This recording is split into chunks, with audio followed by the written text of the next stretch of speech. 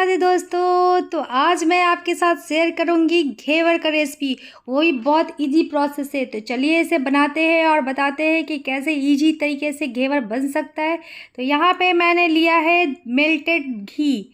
तो घी को हमेशा मेल्ट करके ही लेना है दोस्तों, और उसमें हम डाल देते हैं बर्फ़ और इसे इस तरह मिलाएंगे ताकि हमारा मक्खन तैयार हो जाए।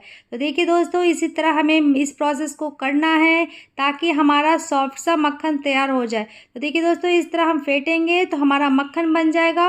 और बाद में फिर हम यहाँ पे बर्फ़ हटा लेंगे और जो एक्स्ट्रा पानी होगा उसे भी निकाल देंगे। और साथ में यहाँ पे मैं इस तरह से फेंट रही हूँ ताकि हमारा सॉफ्ट सा मक्खन तैयार हो जाए। तो दोस्तों, एक कटोरी मैदा में मैं यहाँ पे 4 घेवर बना के आपको दिखाऊंगी। तो देखिए दोस्तों, यहाँ पे 1 कटोरा मैंने मैदा लिया है। इसमें थोड़ा सा मैदा मैंने डाला है और आधा कटोरी दूध लगेगा। तो थोड़ा थोड़ा दूध, थोड़ा थोड़ा मैदा हम यहाँ पर डाले हैं।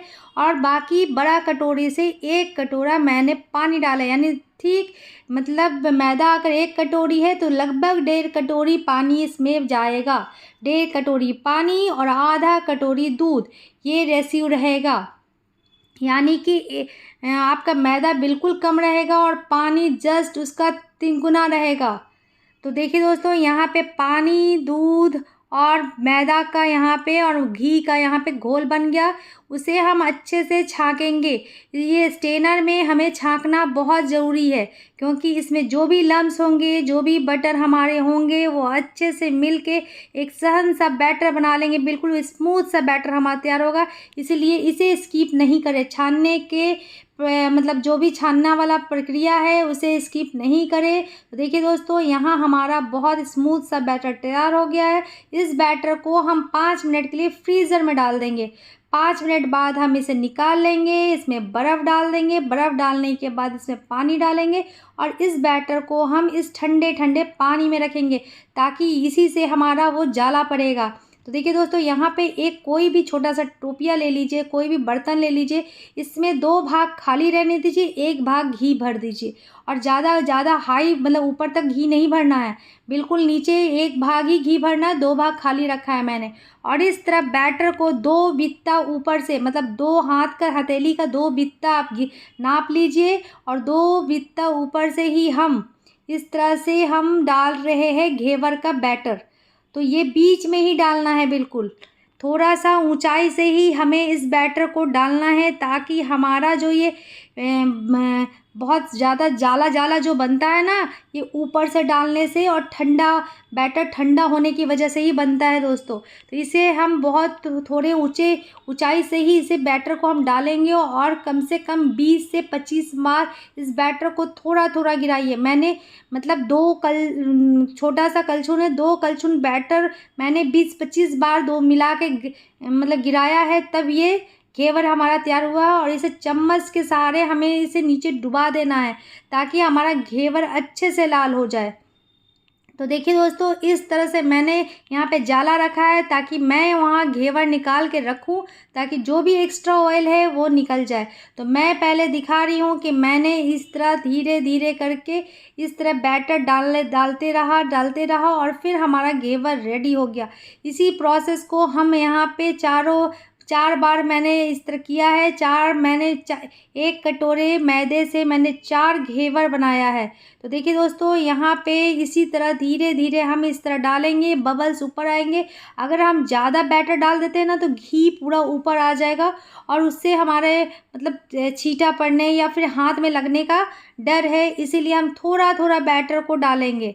अगर आप सर्कल में बनाते हो तो वो भी बहुत अच्छा है, मगर मैं आपको बता रही हूँ सबके पास सर्कल नहीं होता है, तो आप टोपिया में आसानी से घेवर बना सकते हो। तो देखिए दोस्तों, यहाँ पे सेकंड घेवर भी हमारा रेडी हो गया है। तो चलिए अब हम इसे निकाल लेते हैं। तो यहाँ पे मैंने चॉप स्टिक लिया है और उसके सहारे से हम यहाँ पे घेवर को इस तरह से उस पर टांग ले रहे हैं ताकि एक्स्ट्रा जो घी है वो निकल जाए। और देखिए दोस्तों, यहाँ पे चलिए थर्ड घेवर हम यहाँ पे फ्राई करेंगे। तो थर्ड वाला भी हम इस तरह से फ्राई कर रहे हैं।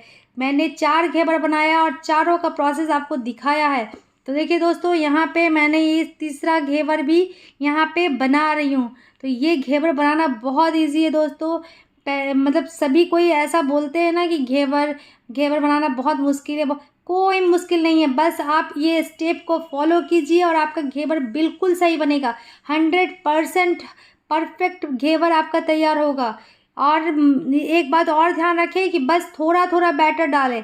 अगर ज़्यादा बैटर डालेंगे तो घी ऊपर उफन के आ जाएगा, इसीलिए बैटर हमें थोड़ा थोड़ा ही डालना है।